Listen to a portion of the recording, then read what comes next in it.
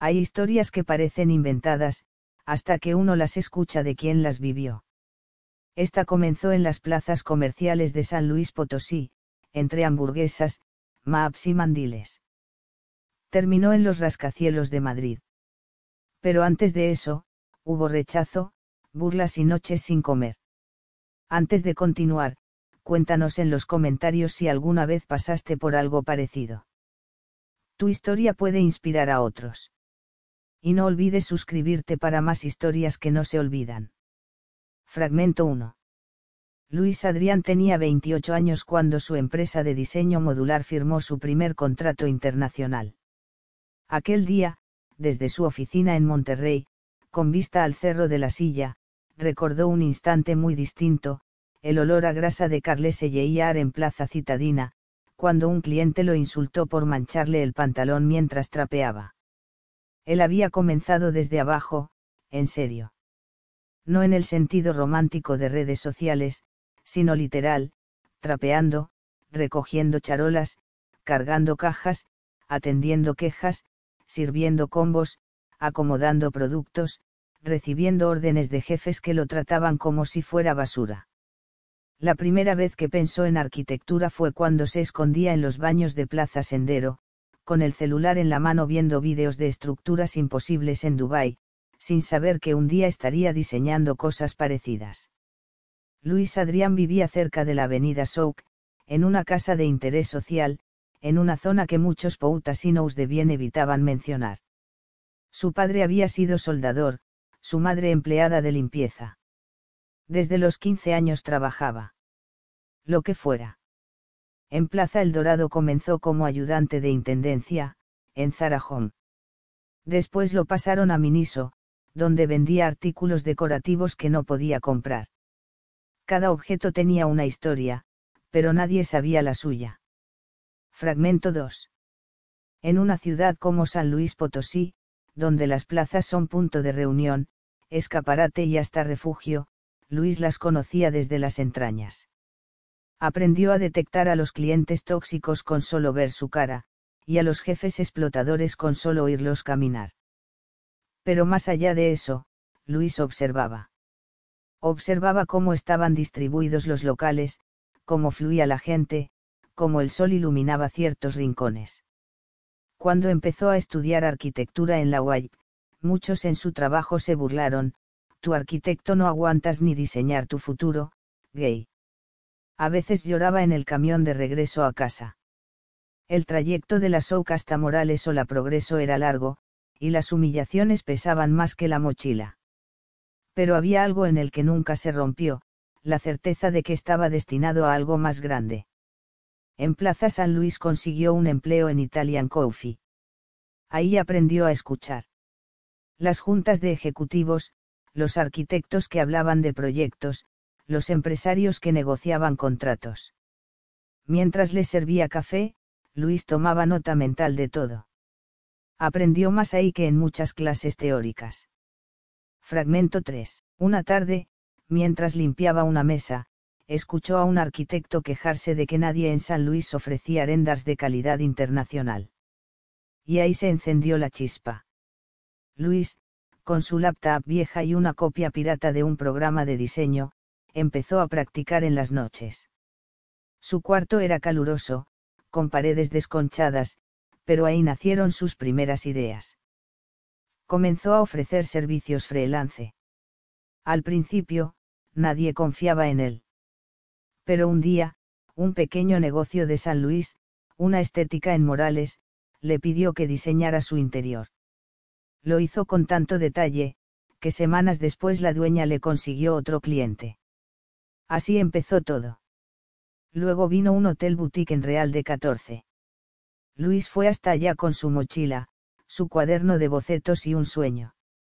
El dueño quedó tan impresionado con su propuesta que lo contrató sin preguntar cuántos años tenía. Tú tienes visión, le dijo. Eso no se enseña, se nace con eso. Con ese dinero, compró una laptop decente. Se inscribió a cursos online, pagó un diplomado con lo que había ahorrado de propinas y rediseñó su portafolio. Fragmento 4. Los años pasaron. Luis se graduó, aunque a muchos les pareció un milagro. Mientras sus compañeros salían de fiesta, él seguía trabajando en plazas. Nunca tuvo vacaciones, pero tenía un propósito. Su estilo era único, combinaba lo práctico con lo emocional. Diseñaba espacios que contaban historias. Usaba materiales locales, pero con estética internacional.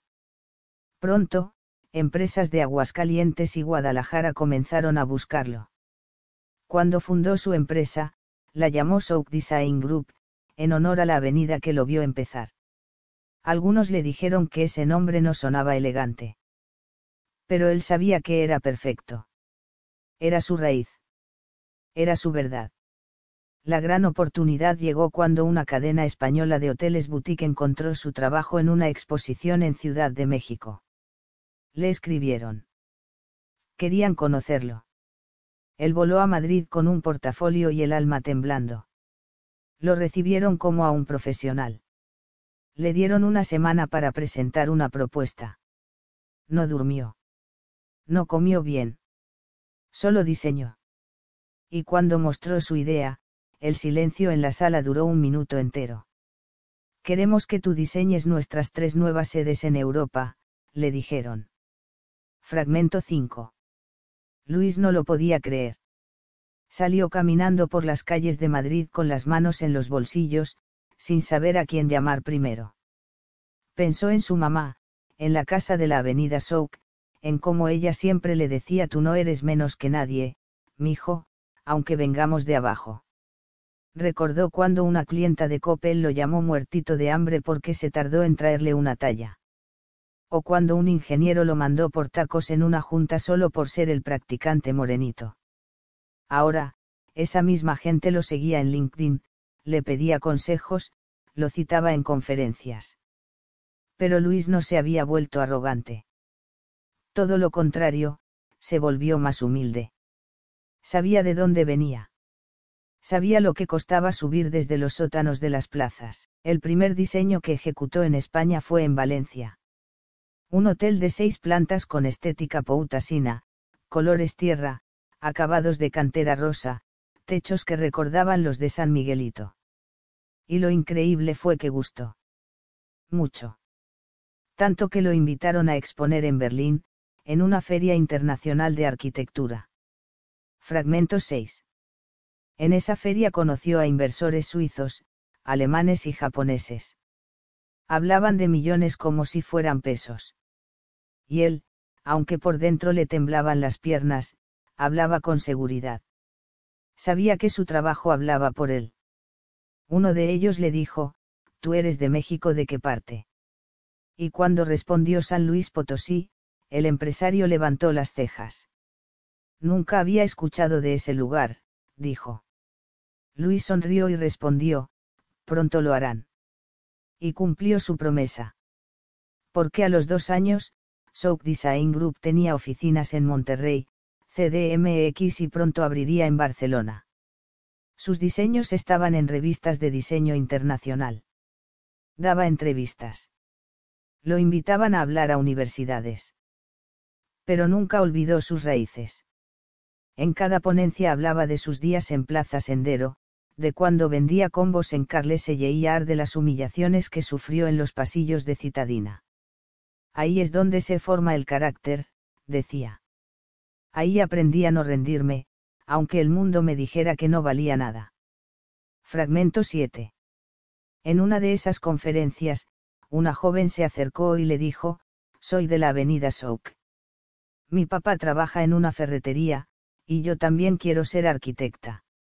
Luis la abrazó. Le dio su número. Le consiguió una beca. Así era él.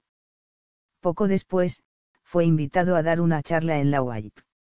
Volvió a los salones donde una vez lo ignoraron, donde algunos maestros le dijeron que sus ideas eran demasiado locas para México.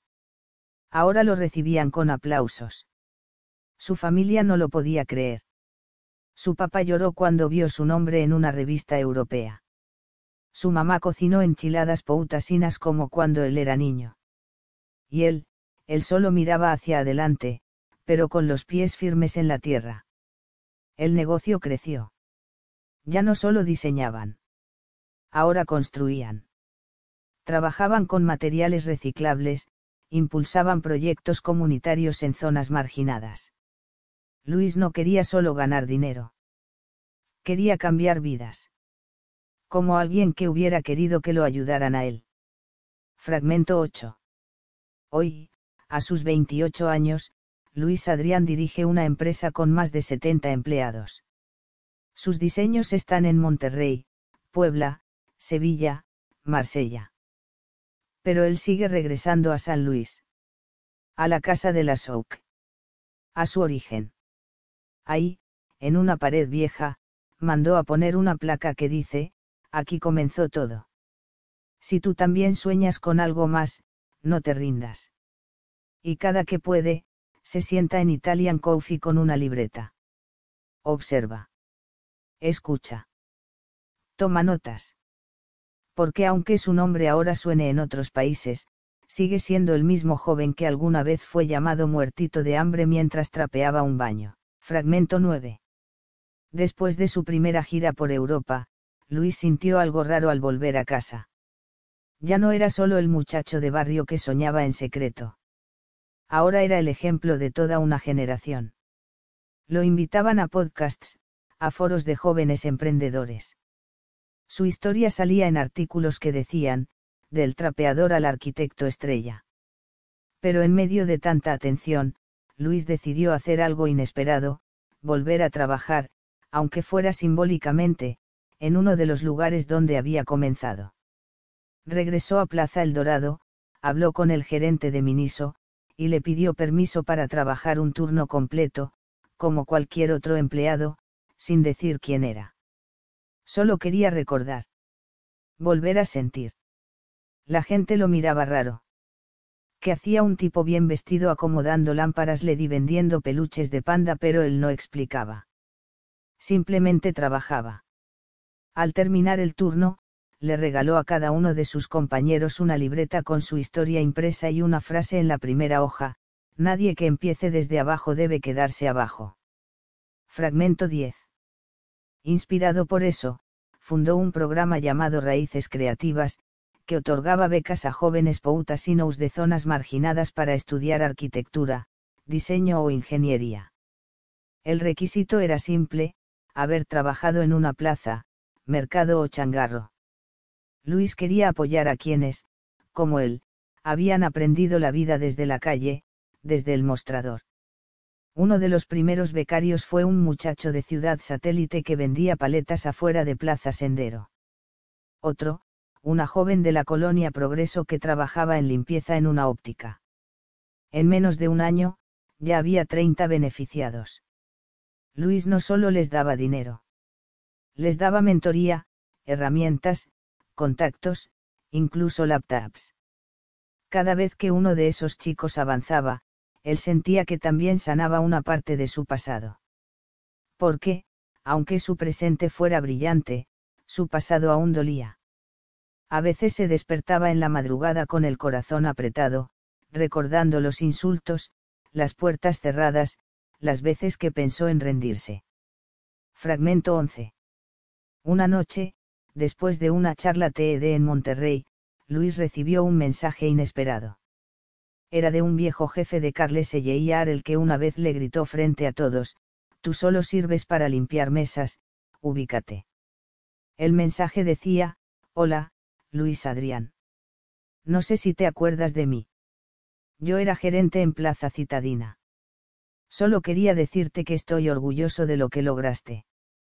Perdóname si alguna vez te traté mal. Hoy le cuento a todos que trabajaste conmigo. Éxito. Luis lloró. No de tristeza, sino de liberación. Porque ese mensaje era, de alguna forma, una reparación. Una prueba de que la vida da vueltas, pero también enseña. Le contestó con respeto. Le agradeció. Porque entendía que todos cargaban con sus propios miedos. Incluso los que humillaban. Y con ese perdón, Luis se sintió más ligero. Como si una mochila invisible se deshiciera en el aire. Fragmento 12. Tiempo después, fue invitado a presentar un proyecto en Dubái. Era la cumbre de arquitectos más importante del mundo. Ahí estaba él, el muchacho de San Luis, el que cargaba mopas, ahora hablando ante líderes mundiales. Su propuesta era revolucionaria: viviendas inteligentes adaptadas a comunidades con bajos recursos, utilizando tecnología mexicana, diseño sostenible y materiales reciclados. No solo impresionó. Ganó el primer lugar. En la entrevista que le hicieron, le preguntaron qué lo había inspirado. Él respondió: los pasillos de las plazas comerciales.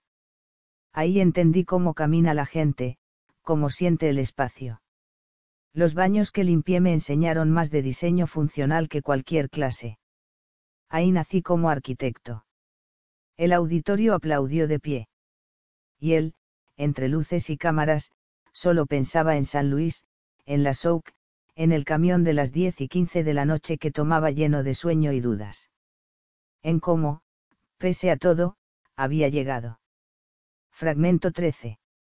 Tras su éxito en Dubái, Luis Adrián fue contactado por una fundación europea que buscaba implementar su modelo de viviendas en zonas vulnerables de Latinoamérica. Querían que él fuera el director del proyecto. Le ofrecieron casa, sueldo millonario, equipo completo. Pero él pidió algo: que el primer piloto se hiciera en México. No en la capital, no en Monterrey. En San Luis Potosí. Eligió un terreno en las afueras de la ciudad, cerca del periférico oriente, donde muchas familias vivían con techos de lámina y pisos de tierra. Convenció a los inversionistas. Se rodeó de estudiantes de la UAYP egresados del programa Raíces Creativas.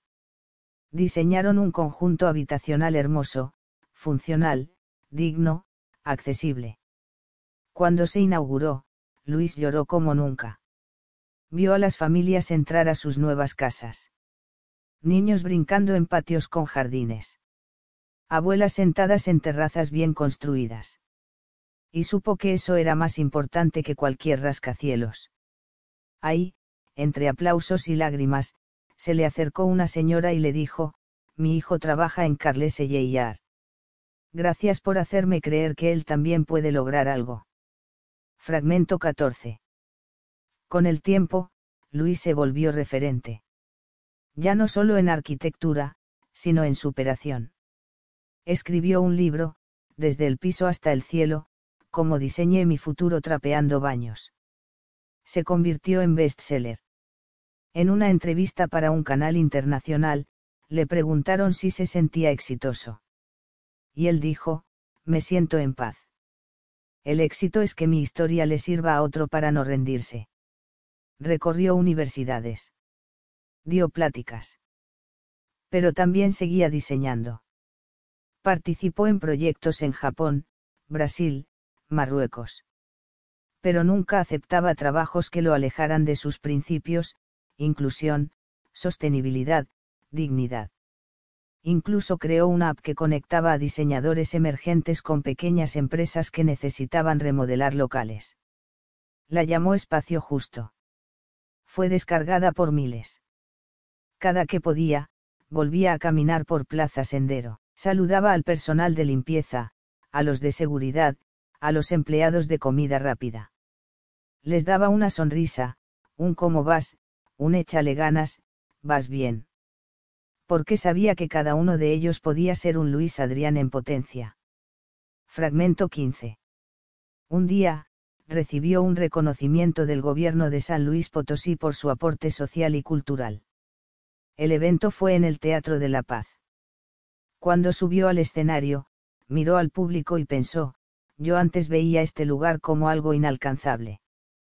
Dedicó el premio a su madre, a su padre, a sus excompañeros de trabajo que aún seguían luchando. Y también, con total honestidad, a quienes lo humillaron. Gracias por hacerme más fuerte.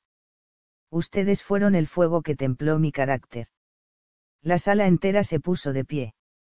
Después de eso, decidió fundar una escuela taller gratuita en la zona de la Souk. Un espacio donde jóvenes pudieran aprender arquitectura, diseño, construcción, pero también liderazgo, finanzas y empatía. La escuela se convirtió en un semillero de talento. Empresas extranjeras venían a buscar egresados. Era como si en la avenida que una vez fue símbolo de abandono ahora germinara el futuro. Fragmento 16. Ya más maduro, Luis Adrián reflexionaba seguido sobre la fama. Le gustaba, pero no la perseguía. Decía que lo que más valoraba era caminar por su colonia y que la gente le dijera: échale ganas, Luis. Te estamos viendo. Un día, mientras caminaba por Plaza Citadina, la misma donde lo habían humillado, una niña se le acercó y le preguntó si era el del vídeo que su mamá veía todas las noches. Luis se agachó, le sonrió, y le regaló una pequeña libreta de bocetos que llevaba siempre. Dibuja tu mundo como quieras. Todo se puede construir. Esa noche, escribió en su diario, todo comenzó trapeando pisos y soñando en silencio. Ahora, otros sueñan porque escucharon mi historia. No hay mayor honor que ese. Y así, como alguien que comenzó siendo invisible en los rincones de las plazas, terminó construyendo caminos para que otros brillen. Fragmento 17. A medida que pasaban los años, Luis Adrián dejó de obsesionarse por crecer y empezó a enfocarse en trascender. Ya no quería más contratos ni más premios. Quería sembrar esperanza. Por eso decidió hacer algo que cambió su vida: escribir personalmente una carta a cada becario que pasaba por su programa. No eran cartas genéricas. Cada una hablaba de lo que había notado en ellos, de sus talentos, de sus luchas. Les contaba una parte íntima de su historia. Les decía: tú puedes. Como yo pude. Una de esas cartas llegó a manos de un joven con depresión que pensaba abandonar la carrera. Esa carta lo salvó. Otra llegó a una madre soltera que trabajaba en limpieza. Ella la pegó en su refri. Dijo que era su motor diario. Luis no presumía esas cosas. Solo las hacía. Porque entendía que el verdadero cambio no estaba en los auditorios llenos, sino en los corazones tocados de a uno por uno. Fragmento 18. En el 10º aniversario de Soap Design Group, organizó un evento especial en San Luis. No en un hotel de lujo, sino en la explanada frente a la antigua casa de su infancia, en la misma avenida Souk. Invitó a todos: vecinos, amigos, antiguos compañeros de trabajo, becarios, profesores, incluso jefes que alguna vez lo regañaron. Nadie lo esperaba, pero Luis había mandado poner pantallas gigantes, luces, y hasta mesas comunitarias con comida típica poutasina. Subió al escenario sin corbata, sin pose. Solo con un cuaderno en la mano. Y leyó su historia. Desde la primera vez que pensó en rendirse, hasta el momento en que firmó su primer contrato europeo. Lloró. Todos lloraron. Fue como cerrar un ciclo. Como decirle a su yo del pasado: lo lograste, y no solo para ti. Ese evento fue transmitido por redes. Se hizo viral. Gente de todo México compartió el vídeo diciendo: yo también empecé desde abajo. Y ahora sé que no estoy solo. Fragmento 19. Hoy, Luis Adrián vive entre San Luis, Barcelona y Bogotá. Su empresa sigue creciendo, pero él dedica más tiempo a su escuela, a escribir, a escuchar. No se considera un genio.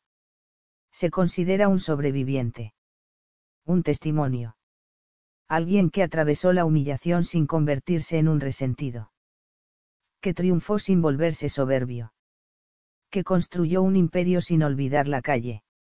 En la entrada de su estudio personal, hay un letrero hecho a mano que dice: aquí se diseña esperanza.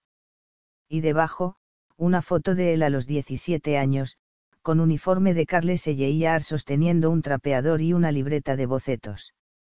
Esa imagen resume su historia: manos en el piso, mente en el cielo. Micrófono. Si esta historia te inspiró, compártela. Quizá alguien necesite escucharla justo hoy. Y no olvides suscribirte para más historias que no se olvidan.